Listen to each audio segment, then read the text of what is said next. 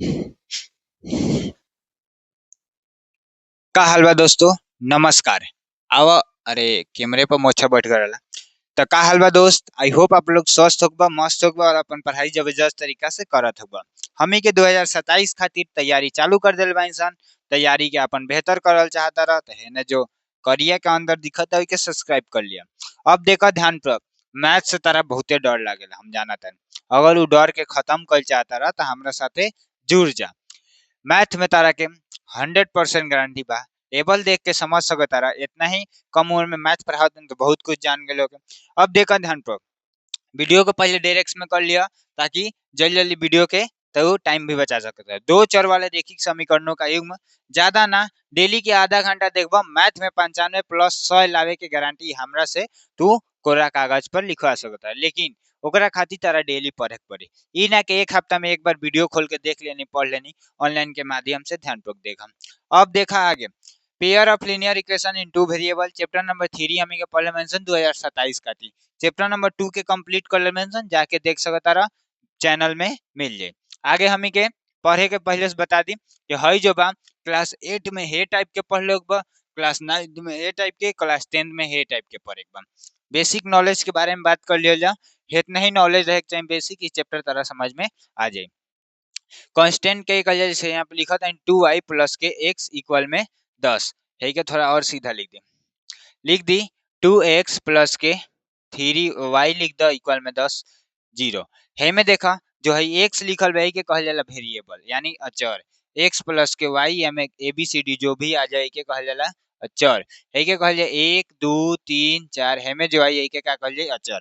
अभी दोनों के एक साथ मिला के लिख दिया जाते है के का कहल जाला हो, यही के का कहल जाला बीजीय व्यंजक। दोनों के एक साथ लिखल बा यानी है के कहल जाए बीजीय व्यंजक। आई होप अब तारा समझ में आ गल। बेसिक नॉलेज के प्रकार में कोनो दिक्कत ना चाहिए, चीज पढ़ाऊं से तू जानत हो। जो पढ़े के वही पर आ जा। चैप्टर नंबर 3 पढ़ता इंसान दो चर वाले रैखिक समीकरणों का युग्म, pair of linear equation two variable के इंग्लिश में कहल जाला। परिभाषा लिखल बा समीकरणों का ऐसा युग्म जिसमें दो चर हो तथा जो दोनों चरों की घात एक हो उसे दो चर वाला रैखिक समीकरण कहेंगे। जैसे ही हेत्य लिखल है, केत्य लिखल है हेत्य। जो है एग्जाम्पल लिखल है बोर्ड पे ये टाइप के लिखल है। एक देखो जो चीज लिखल है ना, मैथ के भाषा में इतना हो गल और हिंदी के भाषा में मतलब इहो मैथे के भाषा में, मैथ के हिंदी के भाषा में लिखल बा। हई खाली मैथ के भाषा में इतने देखो का लिखल है कि समीकरणों का ऐसा युग्म, युग्म यानी होला जोड़ा, युग्म यानी का होला जोड़ा। जोड़ा समझ में नहीं खा जे समझ सकत रहा, हमी के घर के मम्मी यानी हमारी बहन जोड़ा में चूड़ी पहने ला लो, जोड़ा में कान के बाली भी पहने ला लो, तो ये सारा चीज भाई के युग्म यानी जोड़ा। दू चर होके चाहिए, देखा दोनों में दूगो चर बा, दोनों चर के जो घात बा उ का होके चाहिए एक। घात कहला बहुपद चैप्टर पढ़बा पता चल जाई। आई होप ई तारा समझ में आ गए कि मैथ के भाषा में इतना और हिंदी के भाषा में इतना। एक व्यापक रूप के बात कर जाए तो व्यापक रूप आगे बावे। व्यापक रूप के बारे में बात कर लिए, ऐसा होला एक व्यापक रूप जो कि यहाँ पे बोर्ड पे लिखल गई बा। ऐसा जब व्यापक रूप होला ग्राफीय विधि से एक सरल हल कर जाए तो एगो सरल रेखा होला, और ना ही तो समीकरण के नियामक जब दो चर वाला के होला तो एक तीन गो परिस्थिति के आगे दर्शावल बा, आगे एक तीनों परिस्थिति लिखल बा। हर चीज थोड़ा अच्छा से मेंशन नहीं हो गई, ए के बीच में प्लस प्लस डाल लिया। A1 है के कहल जाला, A2 है के, B1 है के, B2 है के, C1 है के, C2 है के। अब देखा ध्यान पर ई बाटा में होला एगो के कहल जाए A1 A2 plus B1 B2 C1 C2, एहू के बाटा में कन्वर्ट कर दिहल जाए A1 A2 A1 A2 A1 A2 बाटा में कन्वर्ट कर दिहल जाए। सॉरी बाटा में लिखे से पहले एक हेतिया होला, एक बता दिहल जाओ कि बड़ हो गए पहिल के एक नॉट इक्वल होला। पहिल के का होला नॉट इक्वल, पहिल के नॉट इक्वल होला, हेके कोनो मतलब ना रहला। हे में का होला हो, हे में याद रखिया, हे में का होला ये अभी हम पूरा अच्छा से बताओ तन तरह के चिंता कइला के कोनो जरूरत नहीं। हे में सब इक्वल होला, हे में पहिल का इक्वल दूसर का नॉट इक्वल। आओ पहले ही रेखा के बारे में जाना है तो खुद सोचा, अगर दू गो रेखा रहता तो आपस में का करी। दू गो रेखा रही तो आपस में एक बार या तो एक बार प्रतिच्छेद करी, या तो एक बार एके पे एक रही, या तो एक बार समांतर रही। यानी दू गो रेखा रही तो तीन गो कंडीशन हमी के पास निकल के आई। का पहल का प्रतिच्छेद करी, दूसर का संपाती रही यानी एके पे एक रही, और तीसर का समांतर रही। तीन गो रेखा। प्रतिच्छेद यानी इंटरसेक्ट, इंटरसेक्ट यानी कट गए। समांतर संपाती का लिखल हो, संपाती, संपाती यानी हो गए एके पे एक। समांतर यानी हो गई कभी आपस में ना टच करी, दोनों कबो अनंत तक ले रही, बीच के दूरी समान रही, ये होला समांतर के। अब एक हल के बारे में जाने। जब रेखा प्रतिच्छेद कर डायरेक्टली बोर्ड एग्जाम में पूछेला, रेखा प्रतिच्छेद है तो बताइए कितना हल हुई। तो एगो प्रतिच्छेद हुई तो एगो, संपाती हुई तो दूगो। ये कभी विरोधी भी लिखेला, कभी आश्रित भी लिखेला, कभी कभी अविरोधी लिखला है, विरोधी। तो अविरोधी रही तो याद रखिए एक हल। आश्रित रही अ से आश्रित, अ से अनेक, बी से विरोधी, कोई हल नहीं। विरोधी देखा लाइन है दूसरे के विरोधी में चला था। तो जब भी विरोधी हो तो समांतर, जब समांतर हो तो एको हल ना। जब हई रेखा दोनों आपस में एको हल टचे ना करी तो आपको असली बात पे कोनो हल ना हुई, कोनो झगड़ा ना हुई, कोनो लड़ाई ना हुई। और जब रेखा एक पे एक चिपर है गतर गतर तो एक सोल्यूशन तो ढेर हुई। वैसे जब रेखा संपाती हुई तो अनेक हल, और जब एक जगह प्रतिच्छेद करी तो एक एगो हल। आई होप जाना के हल निकलेला के संगत कल जाला, जाना के हल ना निकलेला के असंगत कल जाला। अब एके और एके अच्छा से लिख देते नहीं। हई होला a1 अपन में a2 डज नॉट इक्वल b1 अपन में b2। अब हई होला a1 अपन में a2 इक्वल b1 अपन में b2 इक्वल c1 अपन में c2। हई होला a1 अपन में a2 इक्वल b1 अपन में b2 डज नॉट इक्वल c1 अपन में c2। ये तीन गो कंडीशन होला बाबू, ये तीनों कंडीशन के अच्छा से याद रखिए। अब ये तीनों कंडीशन पे एग्जांपल देखल जा। एग्जांपल कितने समझी ध्यान पर देखा। हेजा लिखल है 4x प्लस के, अगर हेजा लिखल है 3y इक्वल में 12, और फिर है लिखल जा सकता कि 9y प्लस में 6y इक्वल में 24। तो है के कहल जाए a1, है के कहल जाए a2, है के कहल जाए b1, है के कहल जाए b2, है के कहल जाए c1, है के कहल जाए c2। ई कंडीशन दर्शावे से पहले भेते लिख लिया जाए। ध्यान पर देखो लिखल है 4/9, फिर है जाए इक्वल दे के लिखल जाए 3/6, फिर इक्वल दे के लिखल जाए 12/24। अब एक काट के छोट कर जाए, पूरा काट के क्लास 3-4 में सीख हुआ।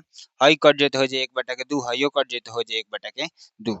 हई हो गल 4/9 डज नॉट इक्वल, हई इक्वल। अब ई कंडीशन के में पावल जाला देख के बतावा। ई कंडीशन के में पावल जाला तो याद रखिए ई कंडीशन समांतर रेखा में पावल जाला, जाना कंडीशन होला a1 अपन में a2, ना ना सॉरी, ई पहिल के नॉट इक्वल बा तो ई रेखा प्रतिच्छेदी हुई। कैसन हो? प्रतिच्छेदी। यानी हई जो बा का हो गलो प्रतिच्छेदी हो गल। हई निकाले के हमें के जरूरत नहीं। जब पहिल का इक्वल हो दूसर का नॉट इक्वल हो तो ई रेखा हुई समांतर। जब सब इक्वल हो है दोनों इक्वल हो तो ई रेखा हुई संपाती, यानी एक पे एक, एक पर एक। जब दोनों इक्वल हो तो एक पे एक। ई समझ में आगल तीनों, तीनों समझ में आगल। कोनो प्रकार के दिक्कत, कोनो प्रकार के दिक्कत ना तो आगे चलो। ये तीनों पर पूरा चैप्टर रहला, ध्यान पर देखा तीनों तो अच्छा समझ में आ गए। अब हमी के सीखे के परिस्थापन विधि और विलोपन विधि। परिस्थापन विधि सीखे से पहले एगो और चीज जान लो कि इस चीज के पीडीएफ चाह जाता रहे, पीपीटी चाहता रहे, खातिर जरा योद्धा बैच में जुड़े के पड़ी स्मार्ट ज्ञान ऐप पर, जो प्ले स्टोर पर अवेलेबल बा। अगर कोनो भी हैरानी, परेशानी, दुख, दर्द, तकलीफ, पीड़ा कुछ आओ हे नंबर पर तारा कांटेक्ट कर ले बा। इमे फीचर्स देख सकता है, लाइव क्लास रही, रिकॉर्डेड क्लास रही, ऑल नोट्स रही, पैनल पीडीएफ टेस्ट सीरीज। यानी ये सारा चीज और भी एक में चीज बा जेमे तार टॉपर नोट्स भी रह सकता, मॉडल पेपर भी, पीवाईक्यू क्वेश्चन रही। आवे वाले दिन में ये सारा चीजों में ऐड हो जाए। अभी ये ऐप नया बनल बा तेमे ज्यादा कुछ नहीं के, बस ऐसा एगो थंबनेल मिली, 49 रुपया देवे के बा और तारा अपना पढ़ाई के स्टार्ट करे के बा खाली मैथ खातिर।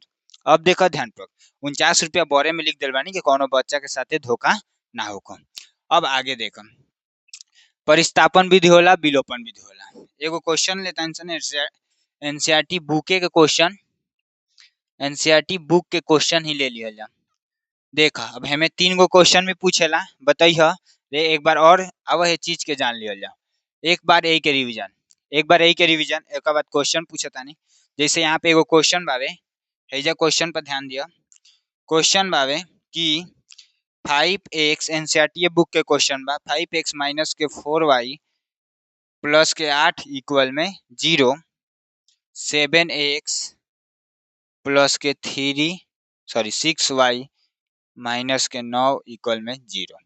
अब के देखो 5/7 हेजा माइनस हो गल, इक्वल लिखे माइनस के 7 फिर 6 हेजा हो गल प्लस के 8 माइनस के 9।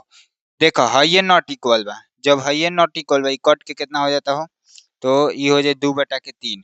तो जब है ये नॉट इक्वल बा तो है जो रेखा बा ना एके हल कर लेते, इस रेखा कैसन हुई प्रतिच्छेदी हुई। ऐसा हल देले बावे पेज नंबर 55 एनसीईआरटी बुक प्रश्नावली 2.3.2 में ऐसा क्वेश्चन देले बा। तो बताओ अगला क्वेश्चन कमेंट में पूछ देता नहीं, बताओ कि 9x प्लस के 3y प्लस के 12 इक्वल में 0, फिर देले बा 18x प्लस के 6y प्लस के 24 इक्वल में 0। एकर बतावा कमेंट में कि का होई, कमेंट में। और डेली वीडियो देखे खातिर स्मार्ट ज्ञान के नाम से इंस्टाग्राम आईडी चलेला।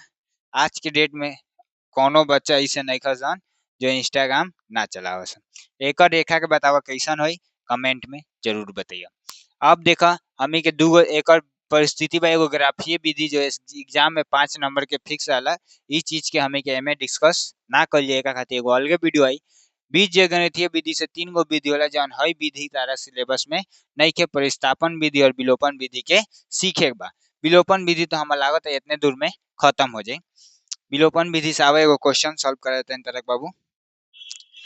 विलोपन विधि ध्यान पर देखो, विलोपन विधि बहुत ही आसान होला, ध्यान पर देखा। विलोपन एक एक क्वेश्चन के लिखा था नहीं, दोनों विधि से सॉल्व कर दिया जाए। 14 हई हो गई x माइनस के y इक्वल में 4। पहले हम के विलोपन विधि से सॉल्व कर लिए, विलोपन विधि से बहुत ही आसान होला।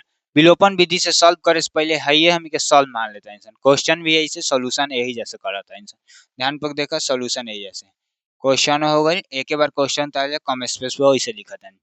हल करे से पहले देखा में दोनों x बराबर बा, दोनों x का बा एमे सबसे पहले x के बराबर कर जाला।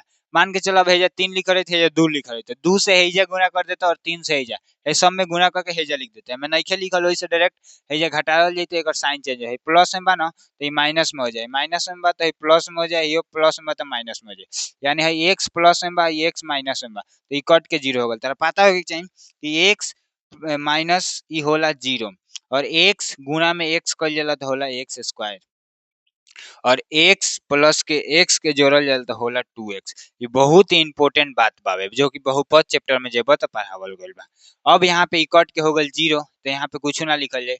अब बचल देखो प्लस के y हेउ जा y यानी 2y इक्वल में का हो जाए, देखा समझा एक बार। हाई प्लस के y रहला माइनस के y रहला, लेकिन घटाव के चिन्ह देके प्लस के y हो गला, एगो हेजा के एक एगो हेजा के एक, दोनों के जोड़ल 2y हो गल, वही से हेजा 2y लिखला।